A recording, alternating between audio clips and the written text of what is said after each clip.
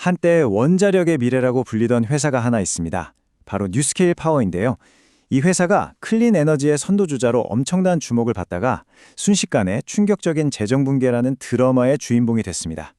오늘 이 야심찬 기업의 빛과 그림자를 한번 제대로 파헤쳐 보죠.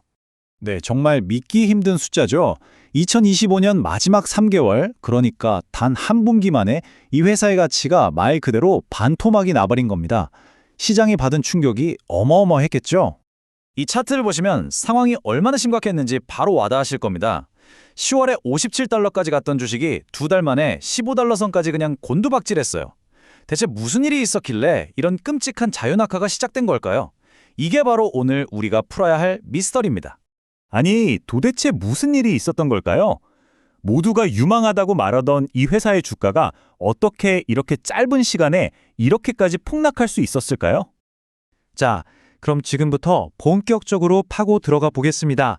먼저 시장을 공포로 몰아넣었던 그 구체적인 신호들부터 한번 짚어보죠. 애널리스트들 반응이 정말 차가웠던 거예요. 시티은행은 목표 주가를 그냥 반으로 싹둑 잘라버렸고요. 무려 17개 기관이 비중 축소 의견을 냈습니다. 이게 그냥 경고가 아니에요. 사실상 지금 당장 파세요 하는 강력한 매도 신호였던 거죠. 그런데 정말 아이러니한 건 말이죠. 이런 폭락이 있기 불과 몇 달 전만 해도 분위기는 180도 달렸다는 겁니다. 뉴스케일은요, 미국 원자력 규제위원회 NRC의 설계 승인을 받은 소형 모듈 원자로 바로 이 SMR 기술을 가진 유일한 회사였습니다. 이게 핵심인데 다른 누구도 따라올 수 없는 막강한 독점적 지위를 갖고 있었던 거죠. 이 독점 기술을 가지고 꾸는 꿈도 정말 어마어마했습니다. 미국 역사상 가장 큰 규모의 SMR 프로젝트를 추진했는데 이게 어느 정도냐면요. 약 450만 가구, 웬만한 대도시 하나를 통째로 밝히거나 아니면 요즘 한창 뜨는 거대 데이터 센터 60개를 돌릴 수 있는 엄청난 양의 에너지였습니다. 그리고 뉴스케일의 비전이 정말 기가 막혔던 게 폭발적으로 성장하는 AI 산업의 심장을 정확히 노리고 있었다는 점입니다. 엔비디아의 젠슨 황 CEO가 말했잖아요. AI 시대의 진짜 병목은 반도체가 아니라 에너지라고. 뉴스케일은 바로 그 문제의 정답을 들고 있는 회사처럼 보였던 거죠. 하지만 이런 장밋빛 낙관론은 아주 차갑고 혹독한 현실의 벽에 부딪히고 맙니다. 현실의 벽은 이 숫자에서 바로 드러났습니다.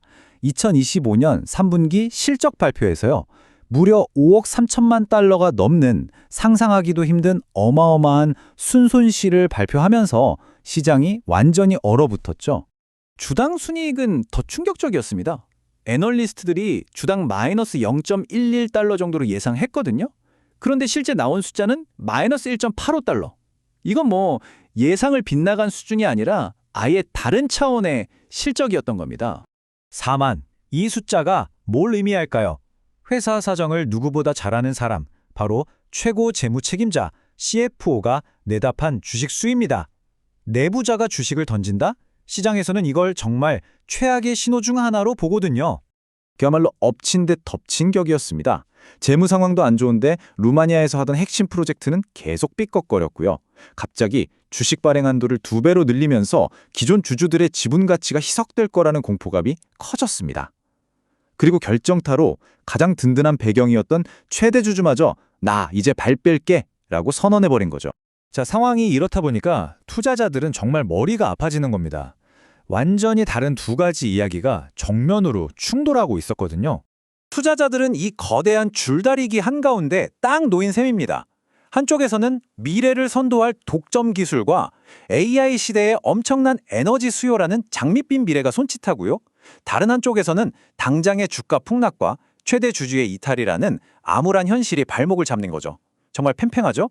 미래가 아무리 좋아 보여도 17개의 기관의 종합적인 의견은 일단 비중 축소였습니다. 그러니까 지금 당장은 좀 팔아서 위험을 줄이라는 경고의 목소리가 훨씬 컸던 겁니다. 그런데 여기서 정말 황당한 상황이 벌어집니다. 바로 그 비중 축소를 외쳤던 애널리스트들이 제시한 12개월 평균 목표 주가는요. 지금보다 124%나 높다는 거예요. 아니 주실은 줄이라면서 주가는 2배 넘게 오를 거다? 이게 대체 무슨 말일까요? 정말 모순적인 신호죠. 자, 그럼 우리 같은 투자자들은 이 복잡하고 혼란스러운 정보의 미로 속에서 대체 어떻게 길을 찾아야 할까요? 전문가들의 의견을 종합해보면 결국 투자 기간에 따라서 전략이 완전히 달라집니다. 일단 앞으로 한두 달, 단기적으로는 리스크가 너무 크니까 매수는 피하는 게 좋다는 의견이 많고요. 3개월에서 1년까지 중기적으로는 섣불리 움직이지 말고 뭔가 좋은 소식이 나올 때까지 기다려보자는 신중론이 대세입니다. 하지만 1년 이상, 아주 장기적으로 본다면 이 회사의 독점 기술이라는 가치를 믿고 주가가 떨어질 때마다 꾸준히 사모으는 것도 매력적인 전략이 될 수 있다는 분석입니다. 결국 이 모든 이야기는 하나의 근본적인 질문으로 돌아옵니다. 지금의 이 폭락이 미래의 거대한 성공을 앞둔 일생일대의 저점 매수 기회일까요? 아니면 투자자를 유혹해서 모든 걸 삼켜버릴 끝없는 가치 함정일까요? 판단은 이제 여러분의 몫입니다.